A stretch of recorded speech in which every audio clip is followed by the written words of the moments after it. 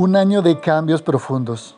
Un devocional centrado en disfrutar a Dios, tomado del libro de Nicolás Emilio Tranchini y otros hermanos. 11 de abril. Que se cumpla tu voluntad en la tierra como se cumple en el cielo. Mateo capítulo 6, versículo 10, parte B. Volvamos a hacer la pregunta que hicimos ayer. ¿Hace una diferencia mi oración? ¿Produce algún cambio? ¿Altera las circunstancias? Permíteme responderte en una frase un tanto larga para luego desglosarla y analizarla en detalle. La oración no cambia el carácter de Dios, no modifica el plan final de Dios, pero sí tiene la capacidad de cambiar la forma de actuar de Dios en el mundo. Analicemos esta frase paso a paso. En primer lugar, la oración no tiene el poder de cambiar el carácter de Dios. Aunque todos los seres humanos del mundo se pusieran de acuerdo y oraran juntos acerca de ello, Dios jamás va a cambiar su forma de ser. Santiago capítulo 1, versículo 17 dice: Toda buena dádiva y todo don perfecto vienen de lo alto, descienden del Padre de las luces, con el cual no hay cambio ni sombra de variación. Me gusta mucho cómo la Nueva Traducción Viviente traduce esta última frase. Él nunca cambia ni varía como una sombra en movimiento. ¿Qué es lo que no cambia? Su carácter. Tú no puedes orar, por ejemplo, para que Dios actúe de una forma injusta, sin amor o sin tener en cuenta su santidad. Ninguna oración del mundo puede cambiar su forma de ser. Señor, Pedro me ha hecho quedar mal delante de mis amigos. Te pido que se fracture la pierna. No importa cuánto ores, esta clase de oración jamás cambiará nada. Sí, lo sé, es un ejemplo medio tonto, pero ¿cuántas veces te frenas a pensar antes de orar? ¿Este pedido que estoy haciendo es coherente con el carácter de Dios? En segundo lugar, la oración tampoco tiene el poder para cambiar el plan general de Dios para la historia de la humanidad. ¿Recuerda lo que dijimos el día 2? Tal y como afirma Efesios capítulo 1 del versículo 3 al 14, Dios ha creado el universo para, en Cristo, hacer un despliegue de su gloriosa gracia. Tú y yo fuimos creados, salvados, santificados y seremos glorificados para disfrutar a Dios, es decir, para conocerlo, para llegar a percibir su valor, para ser capaces de apreciar su hermosura, como dice el Salmo capítulo 27, versículo 4. Ninguna oración puede cambiar este plan. Ninguna cosa que tú ores y que vaya en contra de ese plan será escuchada. ¿Llegas a captar las enormes implicaciones de esta verdad? Piensa, ¿qué filtro utiliza Dios para responder tus oraciones? Simple, tiene en mente su gran plan, santificarte.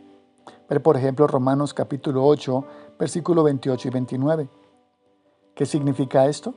Que llegues a amarlo a Él con todo tu corazón y a tu prójimo como a ti mismo, como dice Mateo capítulo 22, versículo del 37 al 40.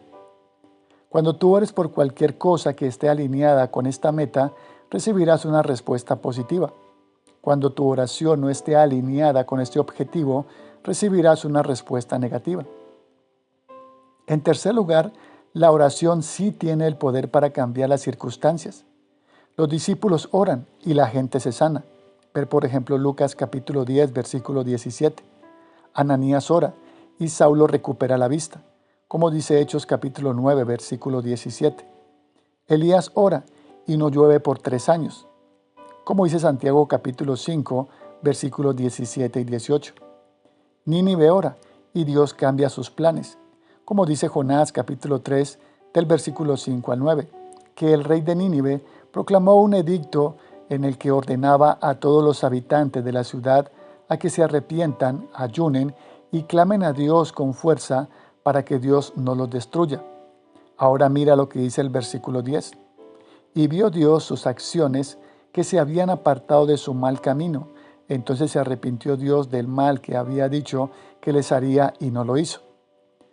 Presta la atención al entonces. ¿Qué hace ese entonces? Conecta su oración con el cambio de planes de Dios. ¿Se arrepiente Dios? Sí, pero no en el sentido que tú y yo nos arrepentimos. Lógicamente, Dios no se arrepiente de sus pecados. Dios se arrepiente en el sentido que decide cambiar su forma de actuar. Iba a hacer una cosa, pero producto de la oración y del arrepentimiento del pueblo, decide hacer otra. ¿Te parece herético? No lo es. Es el Padre nuestro en acción.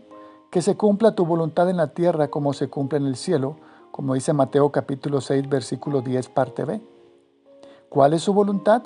Que todos vengan al arrepentimiento, como dice segunda de Pedro capítulo 3, versículo 9. ¿Qué acaba de suceder en Nínive? Justamente eso. ¿Por qué? Porque el pueblo oró. Como dijimos ayer, Dios entremezcla su soberanía con nuestras oraciones.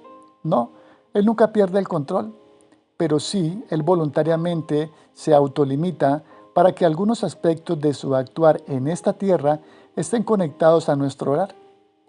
Piénsalo, después de todo, ¿no es el mismísimo Jesús quien nos alienta a que oremos con insistencia para que Dios actúe? Ver, por ejemplo, Lucas capítulo 18, del versículo 1 al 8.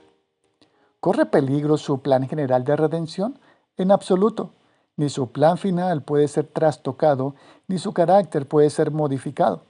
Pero, ¿está dispuesto Dios a actuar de una forma especial cuando oramos? Que no te quepa la menor duda. Para orar y meditar a lo largo del día. La oración no tiene el poder de cambiar a Dios, pero sí tiene el poder de cambiar las circunstancias.